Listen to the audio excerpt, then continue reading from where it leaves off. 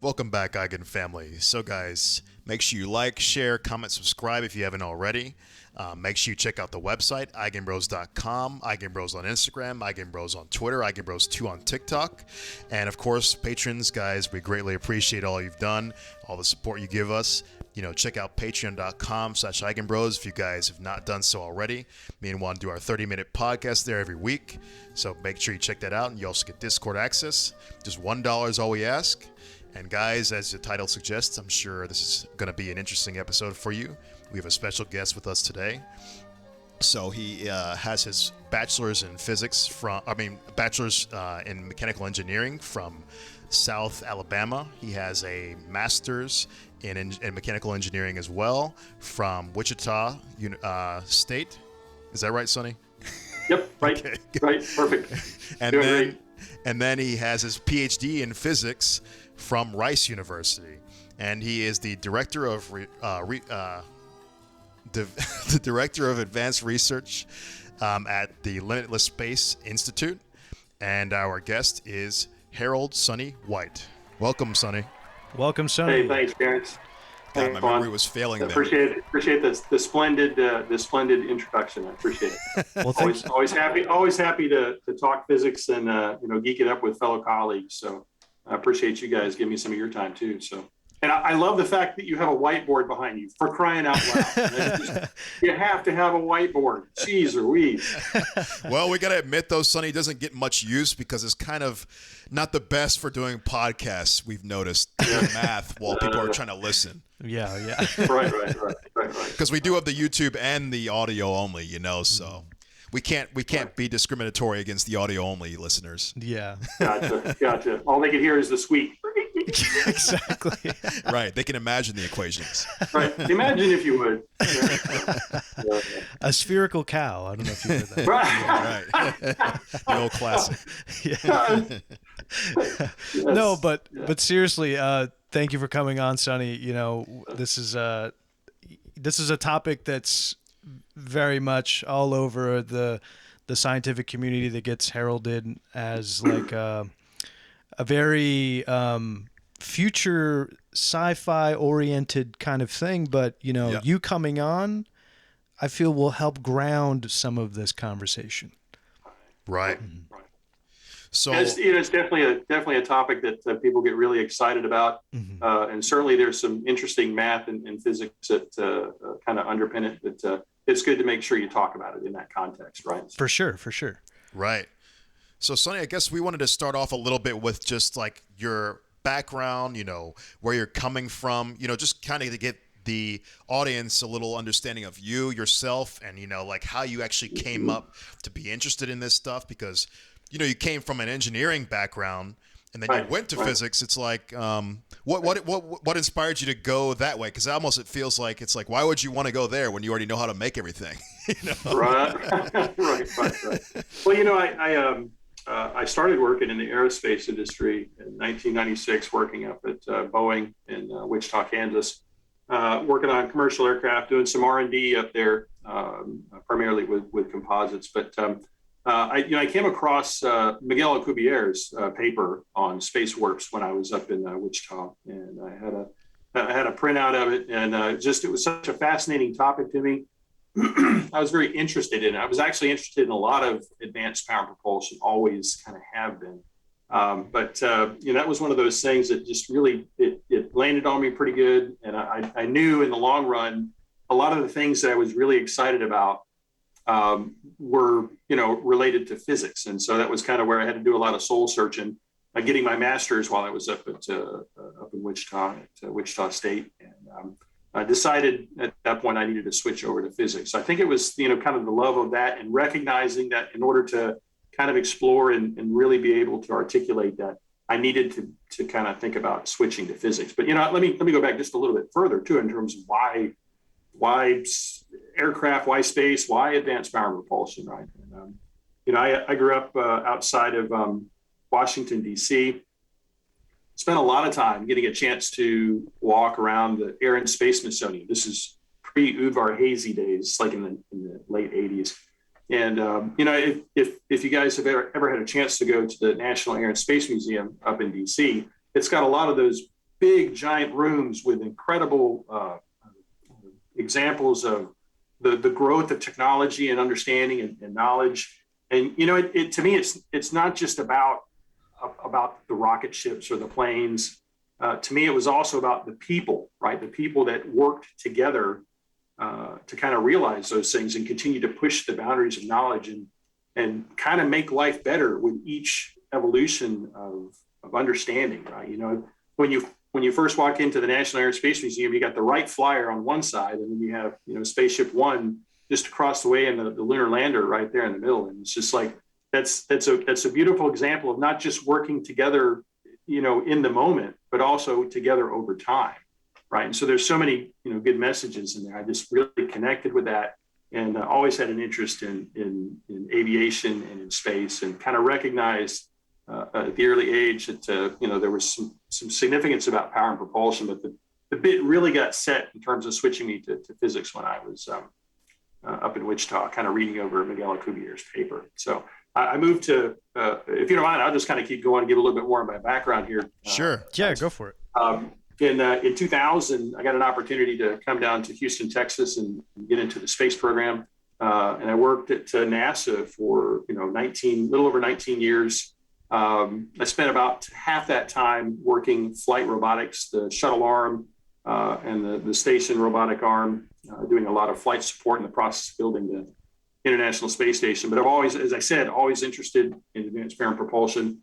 And my management, you know, knew that was my passion. And over time, building credibility and working really hard in flight robotics gave a lot of people comfort with me representing the agency at a high level for advanced power and propulsion. And so in 2009, I kind of got an opportunity to shift into, you know, advocating for advanced power and propulsion as my full-time gig, if you will. And so I did that from, you know, about 10 years.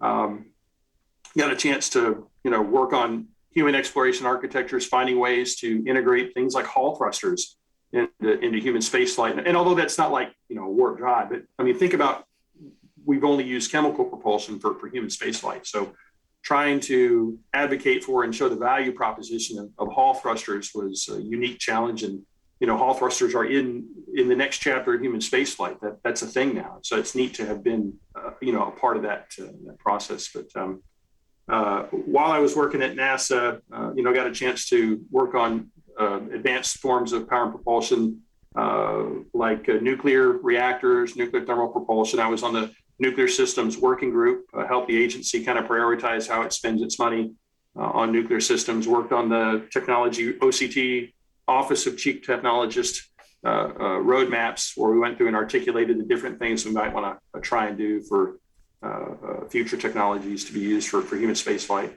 And in 2019, I got a call from Brian B.K. Kelly, a retired NASA guy. He was former head of the flight operations directorate here at NASA. So he picked the astronauts and the crew. Very well-respected human being, amazing person.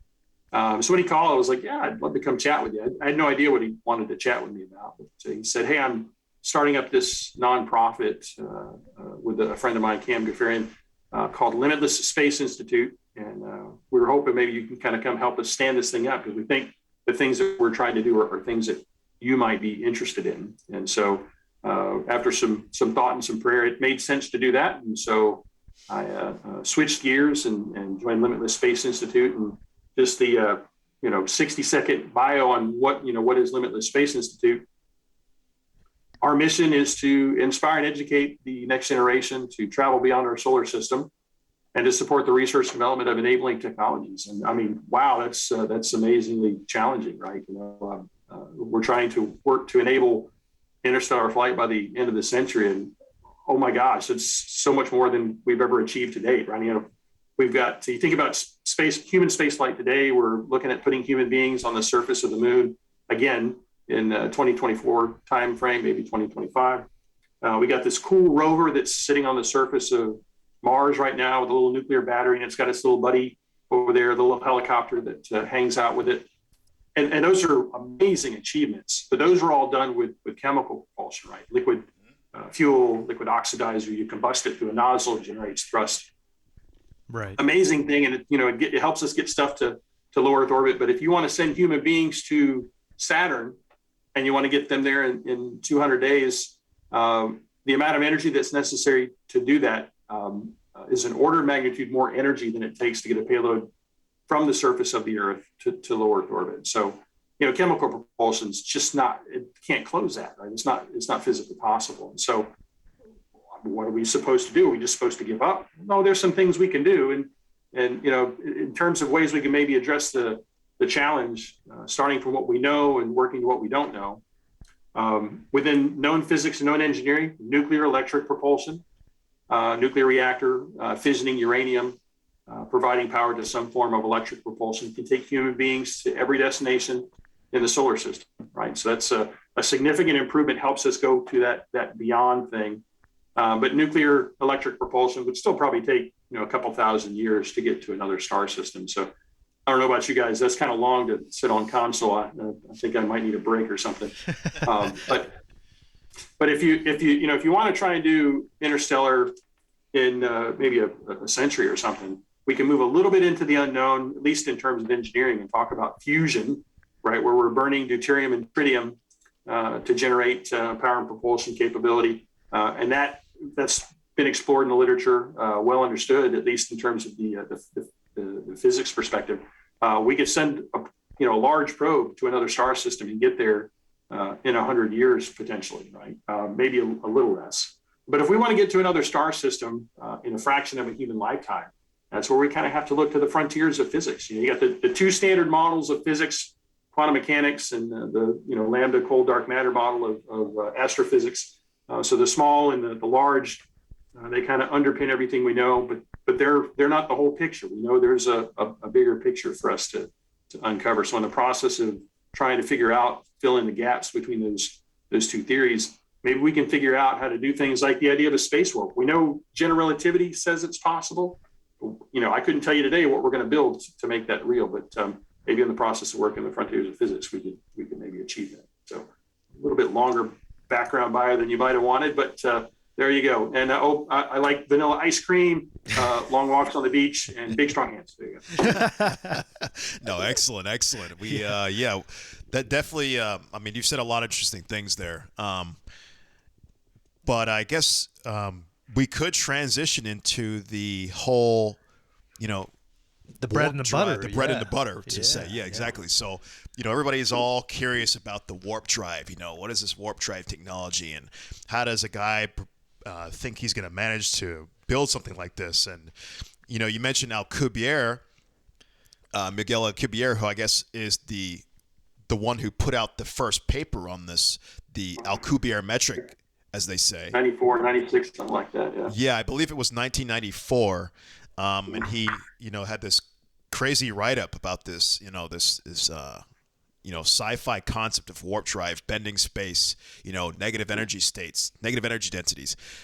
And it's really interesting stuff. And I guess, and it inspired you even to, undertake this and try to make it more of reality. So I guess I was just interested to really know, Sonny, what was your process to bring this to reality? Because I know that his conception of it originally, Miguel's conception was the energy was something like on the order of the universe that would be required. But then you brought it down to reality by, invoking this toroid shape. What was your whole thought process behind that? How did you even conceive of that? How did you go about tackling the problem? Yeah, so so there's two parts to this story. One is in 2004 timeframe, and then the other one is in 2011 timeframe.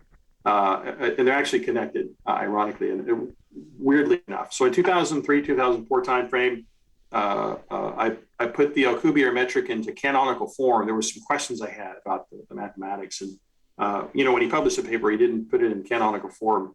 He could do what he needed to with it, but canonical form gives you some additional insights into how the field might be constructed.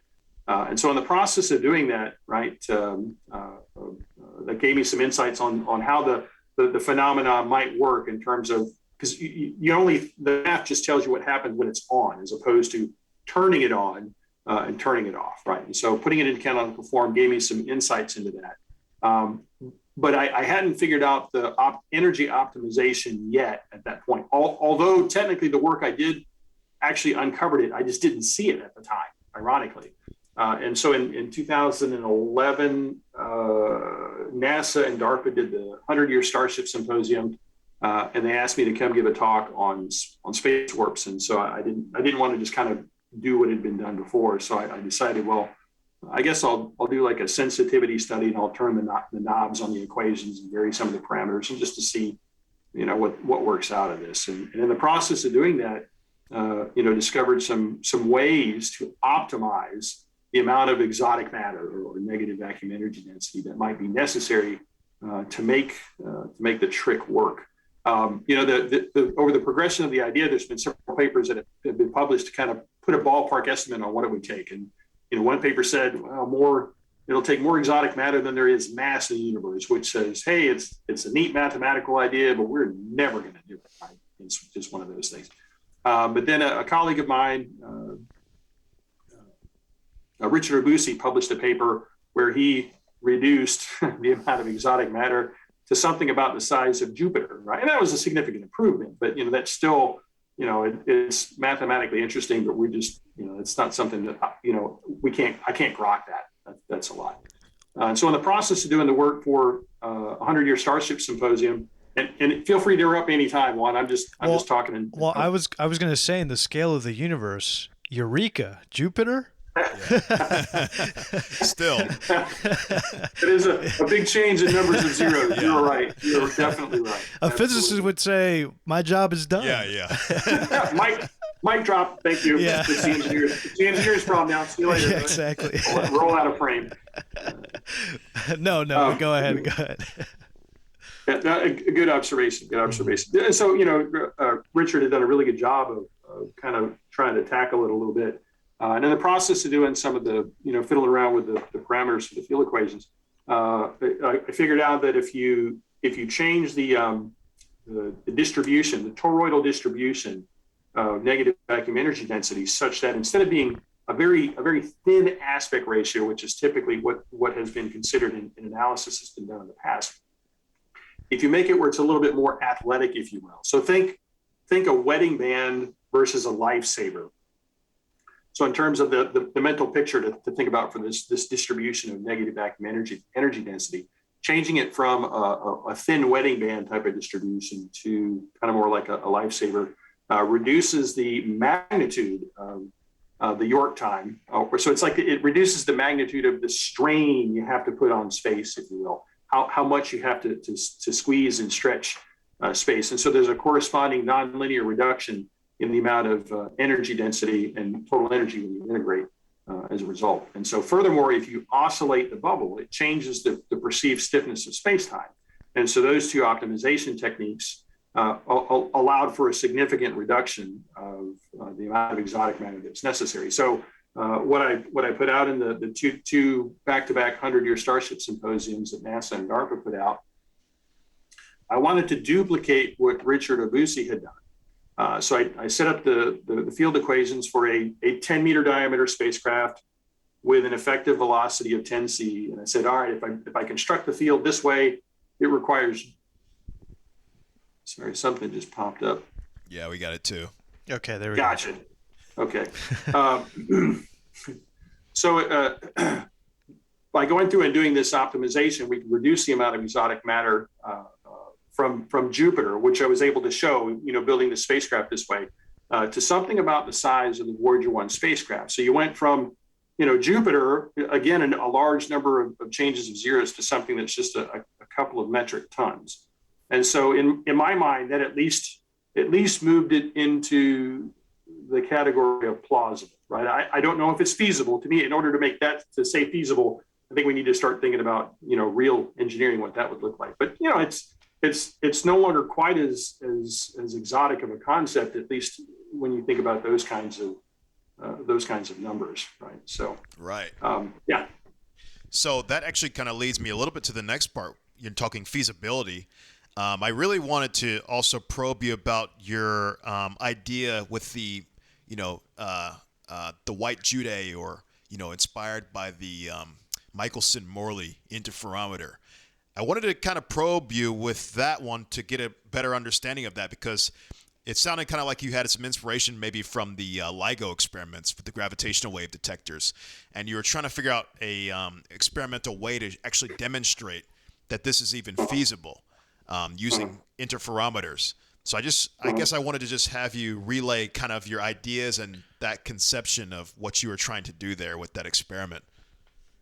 Yeah, so interferometers do provide you a lot of precision, right? Because you can get down to 1/100th of the wavelength of light that you're noodling around with. So if you're trying to change perceived path length, that's potentially a pretty useful tool to be thinking about. And then maybe if you can combine several different things as you're doing that.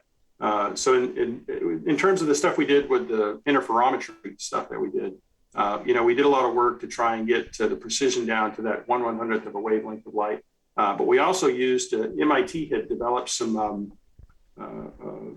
motion magnification software that's just, absolutely mind blowing in terms of what it can do. And so with that, I think we were able to exceed the 1/100th of a wavelength of light. But in terms of the way we were trying to perturb space-time is to use very high energy densities in the form of an RF resonance system, running a beam of light through an RF resonance system and having it focused in a specific area, have the energy density focused in a specific area. And then, we worked for several years while I was at NASA, trying to see if we could go through and get out a signal that we felt would be maybe illustrative of the fact that we had some kind of a small change in path length as a result of that large magnitude energy density. But we never satisfied ourselves that was in the category that, hey, we think we saw something. We saw interesting things, but science, you can't run things up the flagpole until you're really, really certain, right? So, about 20 feet that way is that interferometer, right? So we have that equipment over here at Limitless Space Institute. We got that on a Space Act agreement. And at some point in time, we might put that system back together and get back to working on that. But we've also had some more insights since then as well, and I think we'll talk about that a little later in the show. Some other things that we've learned some interesting things along the way in the process of trying to fill in that gap between general relativity and quantum mechanics. Right. Nice. So you're still searching for that Chicago pile, if you will. Right. Okay. And just for reference, I guess, or more context for the listeners, would you say that most of this is still relevant to the conference paper that's out there? I believe that it was titled. Are you talking the Warp Field 101? Warp Field Mechanics 101. Uh-huh. Would you say that still holds up to the general reader if they want to just kind of? Yeah, I think that's definitely a good resource. Mm-hmm. Warp Field Mechanics 101. That's a paper, and then I think there's a Warp Field Mechanics 102, and that's just a PowerPoint presentation. And then these are all available on the NASA technical report server. And then I think there's a couple companion videos that go through and show the variation in the York time, how the York time changes as you change the parameters to show the decrease in the magnitude. And then there's a corresponding video that shows the decrease in the magnitude of the energy density. And those are also available on a NASA YouTube website somewhere, I believe. So, but yeah, those are really good references if folks are interested in that. And a lot of my correspondences with people, I just pointed to that. It's a good kind of primer to go back and look at it. There's a lot of other good books and papers that are out there as well on space warps from lots of different people that have done neat work.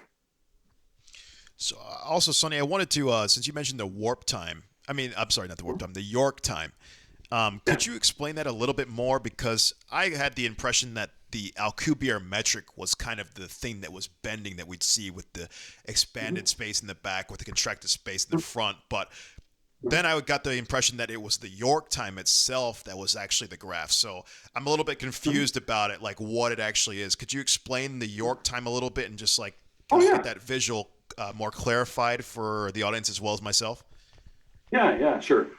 So the York time actually comes from the Alcubierre metric. You derive York time from the Alcubierre metric, and helps you understand the expansion and contraction of space, if you will. Kind of think of it as cubic meters per cubic meter, right? If you think of strain in the engineering sense, it's inches per inch. If you squeeze steel or something like that, it'll compress based on the force that you're applying on it. So the York time is like a three-dimensional version of that, if you will, a unitless type of thing that helps you understand the expansion and contraction of space in response to the model that you're building. And so, it's, and this gets back to some of my motivation for why I wrote the paper in 2003 to put the Alcubierre metric into canonical form, right? If you think about, so I'm a little all over the place because this is just really interesting to me. And so I like to talk about it a lot, but I'll try and codify my thoughts to make sure I'm clear here. So, how does the Alcubierre warp metric even work? I mean, what's the process whereby it accomplishes what it accomplishes, right? Is the expansion and contraction of space is that the crux of how this works, right? Or is it something that's secondary to the crux of how this works, right? And so, does the ship go through and initiate this ring of negative vacuum energy density, and then space contract in front and expand behind, and it knows which side is which, or is there something else that has to be true? And so, in the process of putting the Alcubierre metric into canonical form, the way I think of it in terms of looking at how you plot the boost field for the metric, it's like we've all been in a big airport, right? And you've got to move from one gate to another. This is like a terrestrial analog for how this concept might work. And so in the process of, like, so you're at Atlanta and you got to go from terminal A to terminal C, you got to go from one gate to the other, and it's going to take you a long time to get there. And these airports have gotten, they've incorporated these horizontal conveyor belts, right, that people use to help move them more quickly from one gate to another gate. And so, typically the way we do things, we walk along in an airport at about 3 miles an hour. And then if you step onto one of these little travelators or conveyor belts, you still walk at 3 miles an hour, but you're doing it local to the belt that you now stepped onto, right? And so what a external observer would see when they're looking at you, they see you walking along at 3 miles an hour, then you get on the belt and they see you moving at 6 miles an hour. You locally still see yourself as moving at 3 miles an hour. So you haven't gone any faster than what you were going to begin with, right? But an external observer now sees you moving at 6 miles an hour, and you're covering the distance as though you're going at 6 miles an hour because of the belt, right? The belt is, in effect, contracting space in front of you, right? Because the belt's looping underneath, and it's expanding space behind you, right? It's stretching out space behind you. So contracting and expanding space. And so you're covering distance more quickly as a result of that. But locally, you still have your initial velocity vector. So looking at the canonical form, part of my thought process on how this potentially works is the spacecraft would establish a initial velocity vector. It undergoes real acceleration. It establishes a velocity vector relative to heliocentric space. And then it turns on this ring, this toroidal ring of negative vacuum energy density to create a warp bubble. And then the spacecraft starts going through space fast. It appears to be going faster, although locally it's still going at that unperturbed speed. And so space-time piles up in front. It compresses in front, contracts in front, and stretches out behind, expands behind. So that's at least a thought process that was born from putting the metric in the canonical form, where that arrangement of things is how the trick works. And the York time, the expansion and contraction of space, is not the catalyst, it's the response. So you have to go through and establish those initial conditions, then turn on the negative vacuum energy density ring, and then this bubble goes careening through space-time, and space-time piles up in front and gets stretched in the back, like a low pressure region, if you will. Think of like a baseball moving through air in terms of a high pressure, low pressure. Very interesting. Very interesting. Very well put. Yeah. I like the conveyor belt analogy very much. Yeah, you couldn't pay me enough to come up with a good enough analogy like that. No, I mean, yeah, because that was on my notes. I was trying to really put a physical picture to what York time was. I also saw in this report, you talk about different metrics. The Alcubierre metric is the one that this is all based on, but you also bring up something that maybe the listeners or readers that will go on and maybe Google this paper. You talk about the the Chung. I don't know how to pronounce it. Oh, the Chung freeze. Right. Yeah. Chung freeze. Yeah. Chung freeze. Is there is like, what's the motivation there for some of the listeners that or or even viewers that go ahead and go sift through this material, like kind of help? What's the paper grasp. full title again? Can you read it? Yeah, Warp Drive Mechanics 101 or Warp Field Mechanics 101. No, the Chung freeze. You compared the null-like geodesics of the Alcubierre metric to the Chung freeze metric. I was saying, can you explain the difference? Yeah, right. So in so I published a paper in 2007 with Eric Davis at I think it was at just the state conference, but that was some stuff that kind of fed into some thought process doing the energy optimization on the process of oscillating the bubble, right? Oscillating the intensity of the negative vacuum energy density in the bubble. When you go through and you compare, and I'm going to use a term and then I'm going to explain it. Compare the null-like geodesics. That's just physics speak for light rays.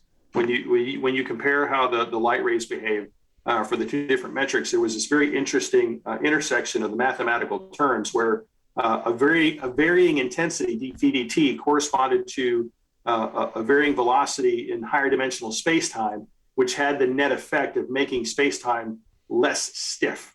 So you remember me talking about one of the two ways of optimizing the space work was change the topology was step one, and the other one was oscillate the bubble intensity, because that had the net effect of changing the stiffness of space-time. So think about this, right? So you heard me use the comparison that York time is like, it's analogous to the engineering concept of strain. So if I try and take I don't have anything steel around. Oh, here we go. If I try and take an aluminum rod, I try and squeeze it with my fingers, I can only put so much strain on it. So I can only put so much inches per inch because I only have so much chemical energy in my muscles.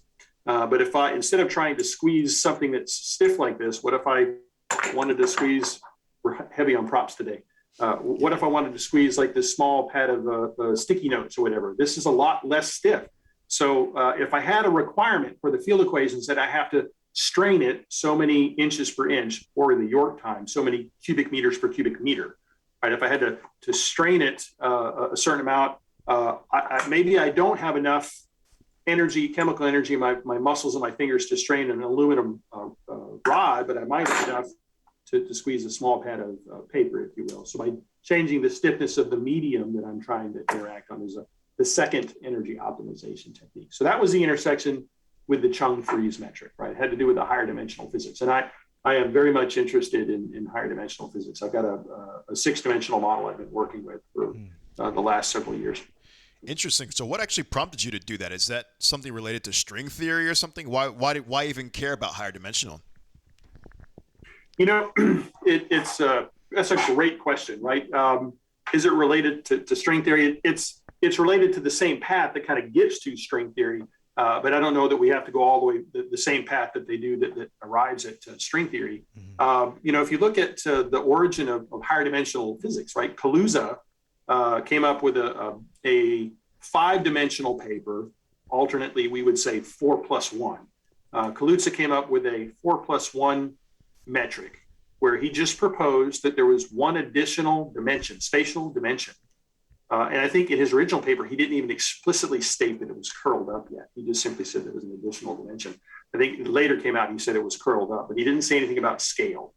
But in the process of just proposing this one additional dimension, he was able to, if you think of the 4x4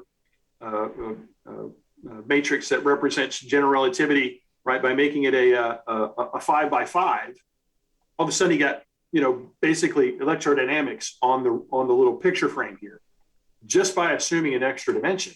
And the origin of the concept of charge was a higher dimensional momentum, if you will, or higher dimensional velocity. And so that was just, it's called Kaluza's miracle, if you will, that it's like, you just assume an additional dimension and, hey, electrodynamics shows up to the party. What? Now there were some issues in it, I think it became the Kaluza climb theory where they made it quantized, and then some additional thought process eventually took that thread to what we kind of now know as the concept of string theory. But I think if you look at adding one more additional dimension, again, assuming that it is curled up and is microscopic, assuming one more dimension actually gives you enough degrees of freedom where you can do electric charge and color charge. So you can get, quantum mechanics, electrodynamics, and quantum chromodynamics, right? And so there's a really nice letter written by Paul E. It's in a book. I think anyone that's interested in gauge theory should probably have on their shelf. It's an English translation of a paper that Paul E. wrote to a colleague describing a six-dimensional model where you go through and you get quantum chromodynamics as well. But he assumed a spherical extraspatial model, whereas my thought process is it's going to be potentially toroidal. But I have a lot more work to go do on that. That's forward work. So nice. I see. So this is something that's kind of probing into a new area. You're really much taking the physics end of this right now rather than the engineering end. Absolutely. Okay. Yeah, absolutely. Cool. Yeah. There's always trying to find ways to reduce things to practice, right? Because in the process of working on the frontiers of physics, we always find interesting things. I mean, think about, we discovered Einstein published E equals mc squared in 1905. And in 1932, they split the atom. And then, of course, 1945, we had an atomic bomb. Not that that's the greatest achievement, but in terms of the implications of the physics, though, right? Right. We have nuclear reactors now. I mean, 1905. This just, hey, I wrote a paper. I think energy is equal to this, right? And then 1932, they conduct this experiment where they split an atom, for crying out loud. And then by 1945, they have a macroscopic representation of it, which was also fed by all kinds of nuclear reactors that were producing the material for that. So sometimes once you figure out the math, implementation is a lot quicker than we ever thought. And this was before computers and before AI. I mean, think about the geometric progression of things, right? Right. Very true. Very true. Yeah. All, within a lifetime. So, right. Could be right. I mean, who knows? You just got to get the math figured out first, all right? So. Yeah, people were still using horses to travel around with this advanced physics going on. Yeah, it's kind of nutty, huh? Yeah. That's amazing to think, isn't it? Yeah. Well, Sonny, I was going to ask you. You talk about the toroidal topography that was there. Is that I'm sort of still wrapping my head around it, not pun not intended. Like I'm still trying to wrap my head around how you came upon achieving that solution, because you mentioned it was a minimization problem. Is it something that you just work in the equations and this geometry pops out? Oh, I see your question. Yeah, let me back up. The toroidal distribution is actually baked into the Alcubierre metric, right? The optimization is the distribution that you create around the spacecraft.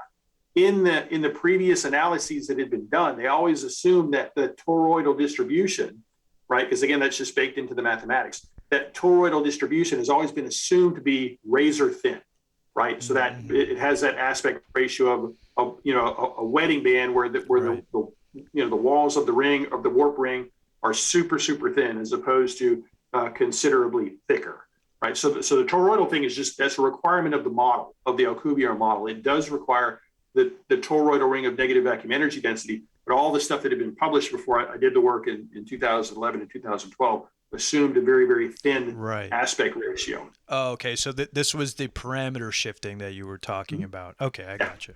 Right. There's a shell there's a shell thickness parameter sigma in the equations, and then I changed that shell thickness parameter to show how that changed the magnitude of the York time. If you think about that plot that showed, it looks like a wave, if you will, with a little center disk, changes the height of the leading wave and trailing wave, reduces the magnitude of that. As you make that ring thicker, the amount of strain you have to put on space-time comes way down, nonlinear. And of course, there's a significant reduction in the magnitude of the negative vacuum energy density. I see. Well put. Speaking of negative vacuum energy density, do you have any ideas what it could be? How do we achieve that negative vacuum energy? Right. Do we have we have a cup of it around anywhere that we can go pour into a tank? Right. Yeah, I'm trying to figure out, what do you guys have at LSI over there that you're hiding from us? Right. Yeah, let me run back to the fridge. I'll go. Yeah, no. It's in the context of general relativity, right? Exotic matter, right? Alcubierre talks about that in his paper. Violates all these energy conditions. It's negative mass. I mean, what does that even mean, right? And so, in the context of general relativity, it's difficult to say how would we manifest that. It's not like we have an Acme pump of exotic matter that Wile E. Coyote can go get the Roadrunner, right? But in Alcubierre's paper, to his credit, he highlights and says, "Hey, look, remember me saying we get two standard models of physics: general relativity, right? Exotic matter. Don't really know how to make that, but we got quantum mechanics, and quantum mechanics posits this thing called negative vacuum energy density. That's something that's manifested in a phenomenon known as the Kasmir Force.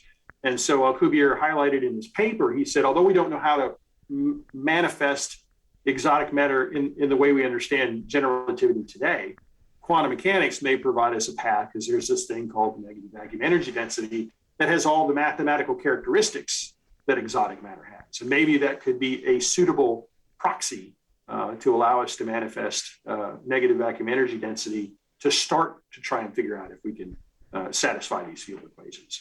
So quantum mechanics may provide us a way to do that. And I can explain that the Kasmir force really quickly if you want me to.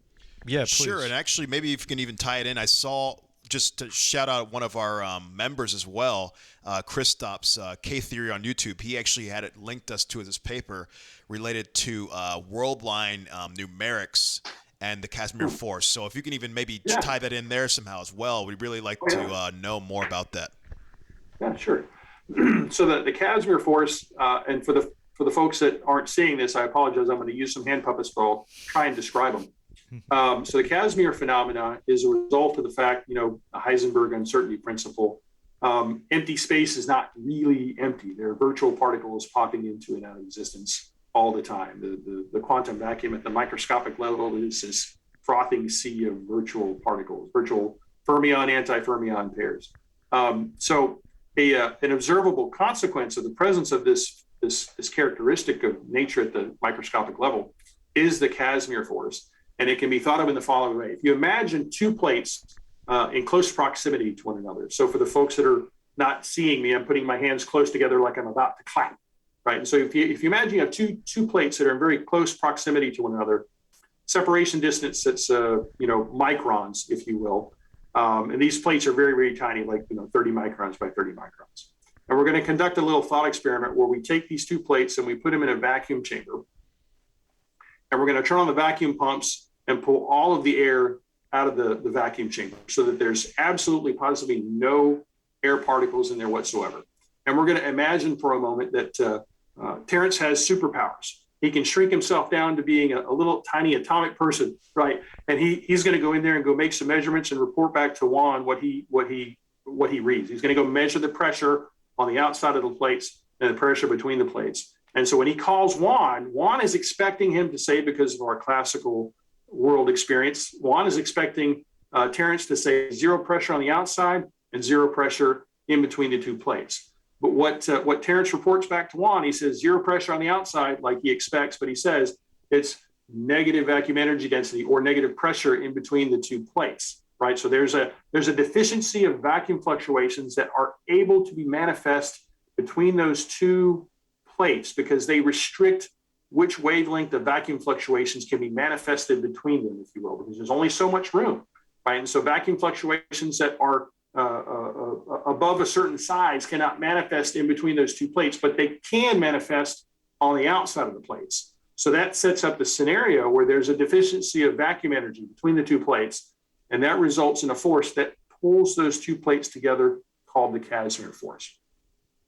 Now, interesting thing, so this is measured in 96 by Lamoureux, and it's to the physics community satisfaction. It's been measured countless numbers of times by physicists all over the planet. But there's also another interesting characteristic, right? The quantum vacuum, if you try and slide those two plates relative to one another, there's like a stickiness that resists even sliding the two plates. It's like the transverse Kasmir force, and so that's also been measured, right? So it's a very counterintuitive thing from our classical physics experience, but it's a very real thing, right? And perhaps quantum mechanics is more fundamental than anything else. We just have yet to develop a sufficient enough understanding to understand all the subtleties of this phenomena. So I'll pause and then answer your challenge, Terrence, on the numeric world line.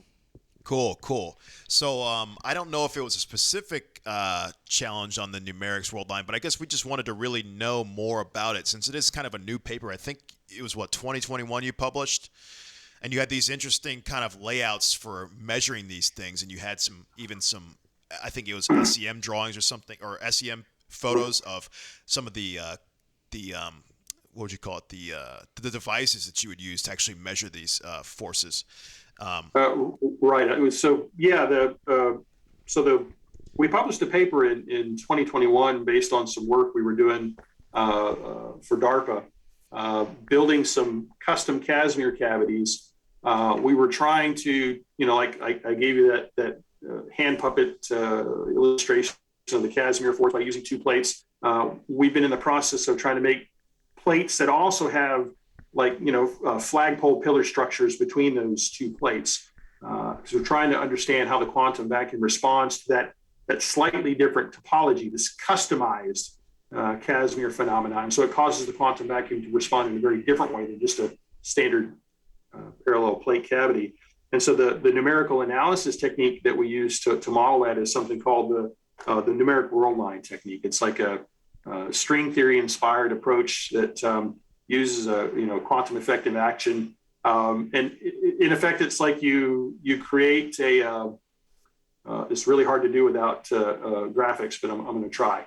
You create like an array of scalar vacuum field fluctuations. It's like a series of little clouds of a bunch of little lines that kind of connected, right? So it's like a dust ball looking type of thing that has meets a lot of the requirements of the mathematics. And you have 100 of those, maybe you have 1,000 of those. And then you go to a particular point in the model and you scale each little dust ball until such time as the little tiny threads of the dust ball touch two or more objects in your model potentials, like the two walls or a wall and a pillar, right? And then you go through and you add up you aggregate a little bit of a negative vacuum energy density for each time that hit occurs at whatever the scale is. That helps you scale the amount of energy based on the wavelength of where that scalar field vacuum fluctuation touched two of the potentials. Then that helps you understand the distribution of negative vacuum energy density, because it's not just this isotropic thing that exists between the two Kasmir cavities. It's got structure to it. And so that last little bit, there's structure to this negative vacuum energy density.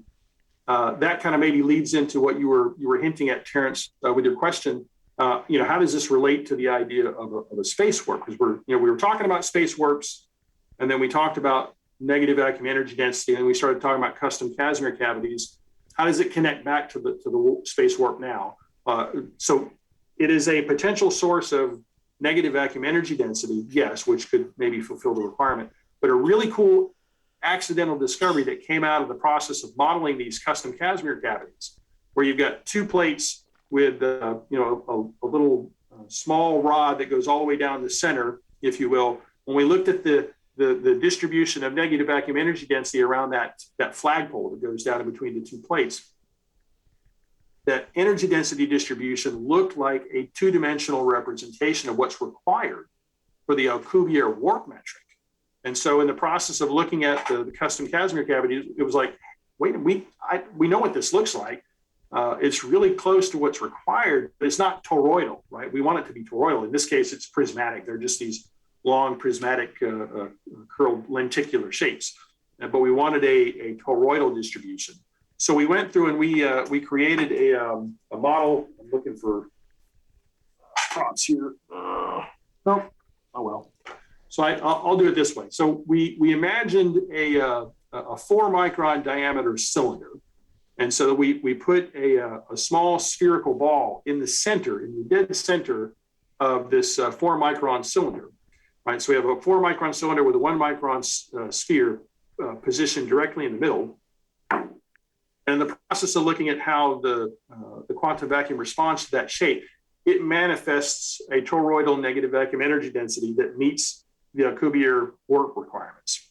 And so that was something we wanted to detail in our paper that we published in the EPJC, because this is the first time in the peer-reviewed literature that we can say to the community, if you build this specific structure, it is predicted to manifest a negative vacuum energy density such that it should generate a nanoscale warp bubble. Don't get excited. It's not going to go zipping off anywhere. It's not going to do anything like that. But it's going to have, optical characteristics. And as a matter of, the Chicago pile, right, is like the first time of something, that's a very significant potential turn of events, right? Remember, 1905 E equals mc squared, 1932 splitting an atom, things can move really quickly if you can go through and kind of follow that kind of progression. So anyway, we think it was important from that perspective. At some point in time, we'd like to go think about what kind of an experiment could we go conduct to try and measure any type of predicted characteristics of the warp bubble. We don't have any idea yet. We said in the paper that that's a matter of forward work. We proposed a couple of thought processes, but that's something we'd like to look at in the future. Very interesting. So you've got all this stuff laid out for, a lot of people to really undertake if they really would, Have you had any other collaborators at all that have tried to actually help you out with some of this stuff, take on some of these projects, test for themselves, corroborate some of the things that you guys are finding? Mm-hmm. So certainly measuring the Kasmir phenomena is a very active area. We're certainly not the only people looking at the Kasmir phenomena in all of its different implementations, but there's a number of folks that are kind of working on the frontiers of physics in a similar domain that we are. We're focused on something called the dynamic vacuum model. Again, trying to fill in the gap between the two standard models of physics. And you've got several folks that are working on things like that. John Bush at MIT, he's working on hydrodynamic quantum field theory. He's also very interested in the aspects of the dynamic vacuum model that we're thinking about. We published a paper in Physics Open where we derived an acoustic wave equation from the Schrodinger equation and then built a model of the hydrogen atom to show that all the electron orbitals are acoustic resonances in this underlying dynamic vacuum. And so he and his postdoc student, Adam Kay, have been doing a lot of work. We actually gave them a grant for Interstellar Initiative grants here at LSI. And they've done some work to expand their approaches into three-dimensional space. And I think they're going to start working on trying to show that spin is a vorticity in this quantum vacuum, dynamic vacuum, whatever. So, right. And then you've got a number of other people that are working on the quantum foundations that kind of trace to this pilot wave model type of thinking of things. So yeah, I was gonna say, Sonny, it's very reminiscent of some of those early conversations that physicists were having in the foundations of quantum mechanics about how to look at certain things. I think for the more astute physics students, I think they'll find that in the quantum mechanics book in Griffiths, they kind of proposed, or he kind of like highlights this look at spin as this how did you put it? What did you say? Vorticity or a curl, right, if you will. Right. And I think there were some attempts there, but I don't think the math could be fully how would you say, sussed out even. And then there was also I think really early on, I don't know if it was Schrodinger or de Broglie, for some people. Yeah, de Broglie. Yeah, de Broglie. Right. De Broglie. Yeah. Yeah, I've heard it both ways, so I'm just there was something that you said that kind of turned a light on in my head about I think it was de Broglie, where he was just saying that I guess you're trying to form a pilot wave kind of picture. Right. Because you're trying to have these observables. I don't know if that informed your paper in any way. I don't know if you... Right. So, this is good narrative, right? I'll go down a little bit of history, right? Yeah.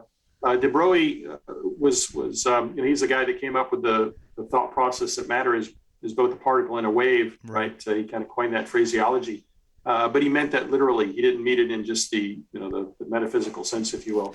Matter is a real thing that interacts with some kind of a wave, and the wave pilots it and kind of tells it where to go. There's some kind of an interaction, and the details of the particle and wave were still potentially to be worked out. But de Broglie presented his ideas like at a physics conference in Solvay in 1927, very important physics conference in the history of a lot of ideas. That was one of them, right? And so in 1927, he presented his ideas. This is at the dawn of quantum mechanics, right? The Copenhagen interpretation probably got baked in probably around 1931, 1932. So this is just a little bit before that.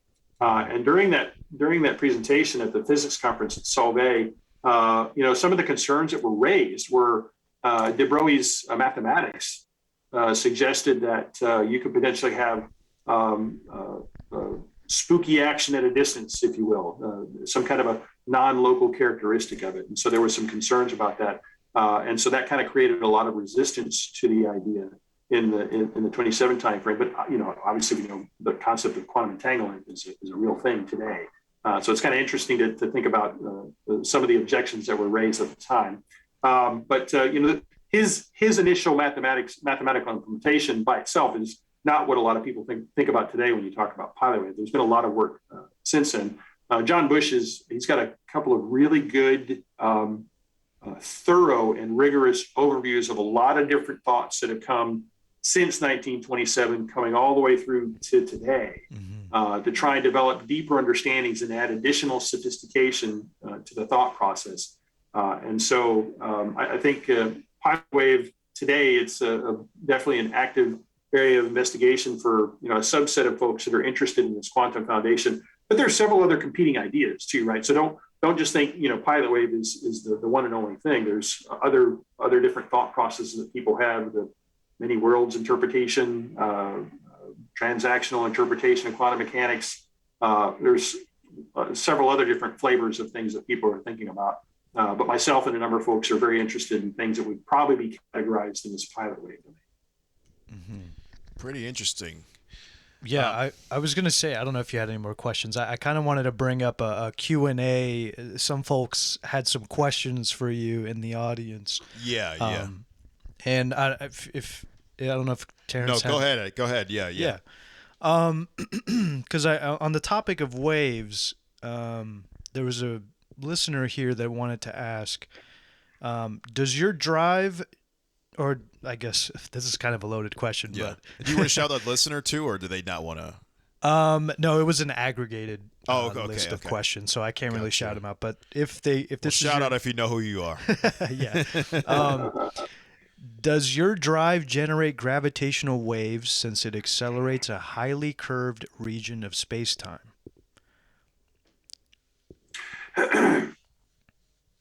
So interestingly enough, right, that's a great question. So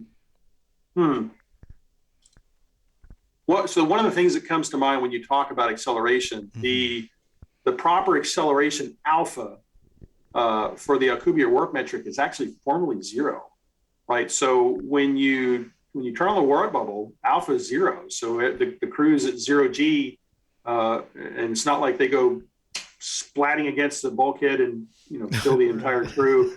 Roll credits, most depressing episode of Star Trek ever.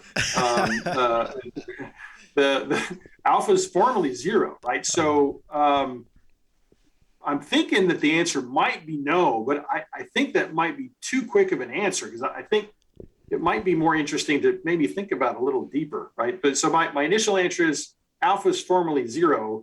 So that's the first thing that comes to mind. But the other part of me is like, yeah, but that's still a good question. It might be interesting to think further. So nice. So our audience got Sonny to think a little bit about the question. That's good. Well, I also want to add, maybe, I don't know if Sonny, you can shoot this down, give it a thumbs down, but I'm thinking of sort of the pilot. I don't know. There's a picture of a droplet that I think I don't remember who did this, but there was a researcher who kind of had this this like oil droplet riding around in this how would you say this like Quantum. I don't Well, know yeah, what you're talking yes, yes. So oh man, what you're this is speaking so of is vague in my walking head. droplets. Yeah, Right. walking droplets. That is a beautiful area. It's like a quantum analog, right? It was I think discovered by Professor Coudet over at University of Paris in France. You have a bath of silicon oil. Yes. It's vibrating just below the Faraday frequency, so about 60 hertz. And you can go through and take like a toothpick or something and put it into the oil, pull out a tiny little droplet, and then that droplet will ride on top of a monochromatic wave. And so the droplet doesn't have enough time to completely wet and recombine with the surface, because the air gap between the droplet and the surface of the oil bath can still put force on the droplet, pushes it back up, and it continues to drop. It continues to bounce, rather. And so this is something called a walking droplet.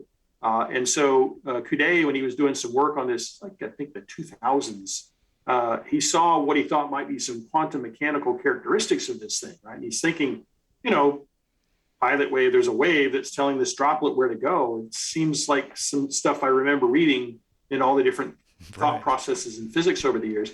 And so they started conducting experiments, and they were able to duplicate a lot of quantum phenomena in a large classical system, right? So, for the listeners, you can Google walking droplets and waste an entire Saturday looking at all these amazing videos. So you can blame me tomorrow while you're, looking up stuff on walking droplets. Just an amazing zoology of different experiments that have been done that duplicate the double slit experiment, right? Quantum tunneling, an electron trapped in a quantum corral. I mean, all these things have been duplicated, and it's kind of beautiful to see that. And it's funny you mentioned that, because sometimes I wonder, David Bohm is another guy that was very interested in pilot wave theory. He did some work in the 50s, but it never really stuck then either. And sometimes I wonder, I remember hearing David Bohm give an interview in the late 70s, and he was trying to explain his thought process on his particular model of pilot wave. And he was using some kind of a verbal experiment of something. And I was listening to him, and I'm like, I don't understand what this guy's talking about at all. And I'm thinking to myself, what would that physics conference in Solvay been like in 1927 if somebody said, when they came in and said, hey, before this thing starts, I just wanted to show you guys some neat experiments and go through and do this experiment with quantum mechanics, demonstrating quantum mechanical things on this classical thing right before your eyes. Right. How would that have potentially influenced the development of our understanding of physics, right? Maybe we wouldn't have two standard models of physics. Maybe we'd have at least a little bit closer to a single model, right? Something that might connect more of general relativity and quantum mechanics. Right. So yes, walking droplets, good stuff. Yeah. The droplet picture, I want to say it's kind of like you're not necessarily generating waves. It's like so I guess I mean, I don't know if the listener wants some help, maybe sort of seeing an analog to kind of give you a picture. If the theory says there's no generation of waves, maybe that can kind of give, I don't know. That's what I was saying. You can either thumbs this up, the thumbs this down. I don't know. It looks like he's thumbing it up, so. Or sideways. I see what you're saying. Come up with a walking droplet analog. Yeah. You can do that. It's just you have to be careful about the transition from 3D to 2D, because that is a significant change, right? And that's because John Bush has worked in 2D for a very, very long time, and he made the switch to 3D, in the last 18 months. The work that we've been doing with the dynamic vacuum model, we've always been in 3D, right? So if you were to try and go from 3D back to 2D, you'd have to be very careful about that transition, right? What are you abstracting out in the process of doing that? So, all right. Well, do you have any more questions from the audience, or is that the only one? Yeah, there's one here. I think this one was interesting. Okay. So shout out to the listener. How far does the quote unquote ship have to be from any valuable matter when entering or exiting warp drive to prevent destruction or damage? Oh, yeah. I've always wondered about the warp drive stuff. Like, how do you navigate around stuff? because if you're just going straight in a line, it's like you're going to hit something, aren't you? Well, if you're going fast enough, I mean, you would, if you have a wave nature about you, maybe you can tunnel through it. I don't know. Let's see. So this goes back to the whole, the how does this phenomena potentially work? What's the root cause? And I'll go back to the terrestrial example of about, a person walking through an airport and you're walking on that little horizontal travelator, right? So you're walking along it, and I'll answer the question about mass right after this, but this is kind of speaking to your narrative first. Sure.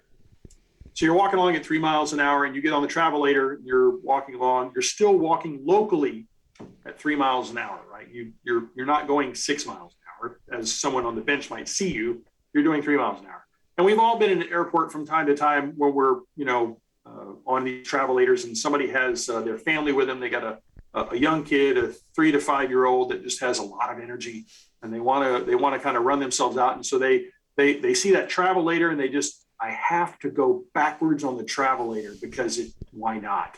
Right. And so the little kiddo goes on the travelator and goes counterflow to everything. And so as the kid's running down, it might run into you. Right. And so what is that? How does that a collision occur? So the collision occurs at the unperturbed state, right? Because the child collides with your legs when they're running counterflow because they're now in the bubble with you, if you will, right? So in order for the collision to occur, the collision has to occur such that the two entities are at the same frame. And so the collision occurs at the unperturbed speed, right? So if you have a spacecraft that's doing 1/10 the speed of light before you turn on the warp drive, right? And then you turn on the warp drive such that it augments the apparent velocity so that you're going at effectively 10 times the speed of light as measured by somebody looking at you, right?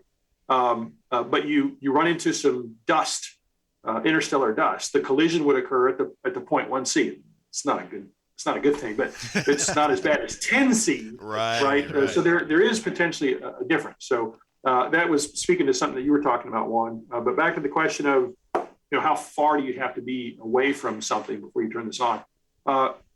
In principle, I don't know that you have to be far from anything. You could potentially maybe engage this thing in the atmosphere, and you don't have to go 10C. Maybe you just want to go 8,000 miles an hour. I don't know. Just there wouldn't be anything that would really preclude it. But it still gets into your question, though, Terrence, about what are the geodesics for this system look like? Right. That's a good, because you got multiple frames. So there's probably a way to answer it. I just haven't. I've thought that very question about how do you stitch together all these different frames. But I think at the end of the day, there's nothing in principle to preclude you from running a warp ring, right, inside an atmosphere, if you will. And you could, so it's almost like you could have, maybe you have a transport that goes 600 miles an hour, but you want to cover distance at 8,000 miles an hour. And so you could do that without atmospheric heating, because remember, the collisions occur at the unperturbed speed. And no sonic booms, right? So, Wow, cool. Yeah, I think we're nearing on time. Yeah. I just want to save. I think those were two of the really interesting questions. Yeah. Okay, cool. Yeah, I think we should conclude with some of the LSI stuff. Sure. Kind of talk about that. So, Sonny, I guess we just wanted to kind of end the podcast towards talking about our audience is composed of a bunch of, students, like undergrads, graduates. We got professionals in the field, even laymen too. We wanted to kind of just see, what do you guys do at LSI? How could people who are potentially interested in this kind of stuff get involved? Maybe people who may not necessarily be scientists. What are some of the things that you guys are trying to look for? Just if you could speak about LSI a little bit, just for the audience. Oh, yeah. Thank you, Terrence. Yeah. So, as I said at the beginning, the mission is to inspire and educate the next generation to travel beyond our solar system and to support the research and development of enabling technologies. Our pinnacle objective is to enable interstellar travel by the turn of the century. So that is an amazingly difficult challenge, and it requires a lot of doing to try and achieve that kind of a challenge. And so, at LSI, we inspire and educate by doing. Right. And we have a number of programs that are geared towards trying to make some kind of measured progress towards that. You remember me talking about the 3 different swim lanes, nuclear, fusion, and breakthrough.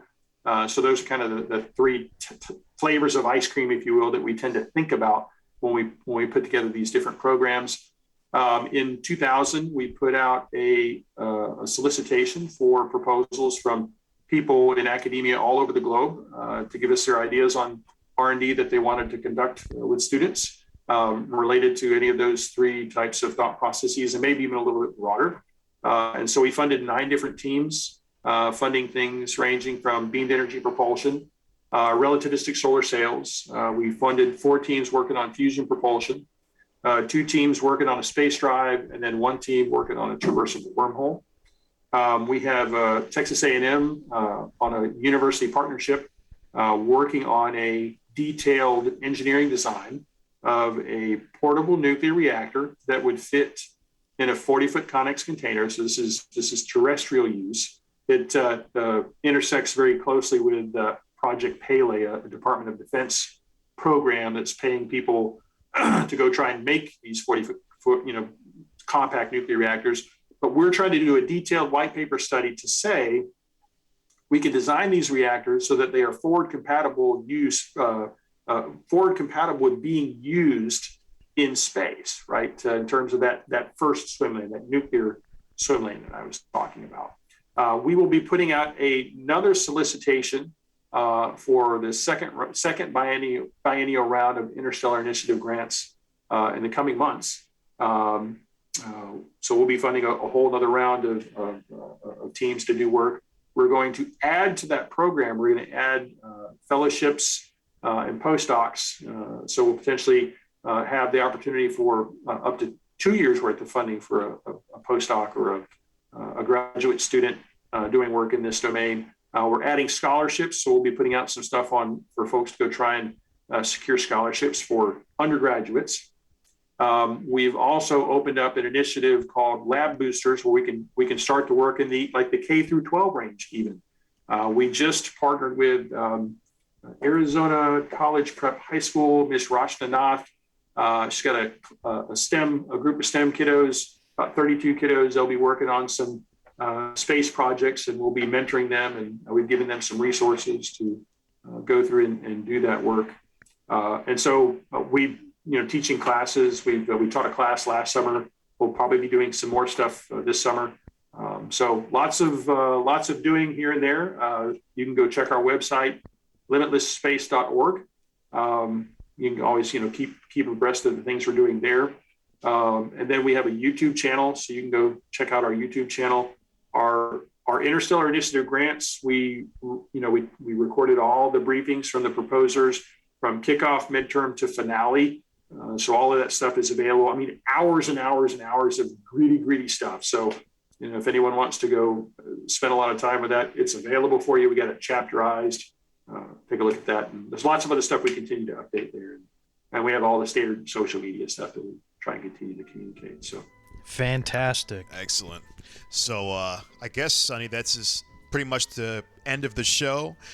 Did you have anything else that you wanted to plug, like any other projects, maybe not necessarily related to LSI, maybe just your own physics pet project or something? Anything else that you wanted to share with the audience, maybe? Thank you guys for putting together this podcast. It's important to try and communicate with one another, and it's neat to see you guys taking time and effort to put together this podcast and try and just like we talked about, inspire and educate, to try and connect with people. And you guys go through and you find interesting people that you think it'd be beneficial for them to come talk with you and talk with people. So thank you guys for your efforts. This is not an easy thing to go do. So I see you, I recognize you, I applaud you, keep up the good work. So I think I just want to finish with that. Good job. And I love the name Eigenbros. That's awesome. We greatly appreciate it. Yeah. Thanks for the love, Sonny. We really do appreciate it. And thanks for coming on. I would love to stay and chat. I would invite you. I would send you a link to the Discord, but I don't. I think he has better things to do. Yeah, I'm sure you're a busy man, but we'd love to keep chit chatting, but it's getting late here in the day. But thank you again for coming on. Yes. So of course, thank you guys, the audience, Guys, make sure you like, share, comment, subscribe if you have not done so already. Make sure you check out Instagram, Eigenbros, Twitter, Eigenbros. We have, what else one? Eigenbros.com. Yes. Eigenbros2 on TikTok. And then patrons, guys, thank you once again for letting this happen. You know, you guys help inspire us to have great guests like Sonny on as well. So check out patreon.com/Eigenbros. We do 30-minute podcast there. You get Discord access. And you guys, if you talk to us, you know, make suggestions who else you want to see. And I think that's it. And thanks again, Sonny. Sonny. Hey, thank you guys. Appreciate it. Thank you, Terrence. Thank you, Juan. Thank you, Sonny. All right.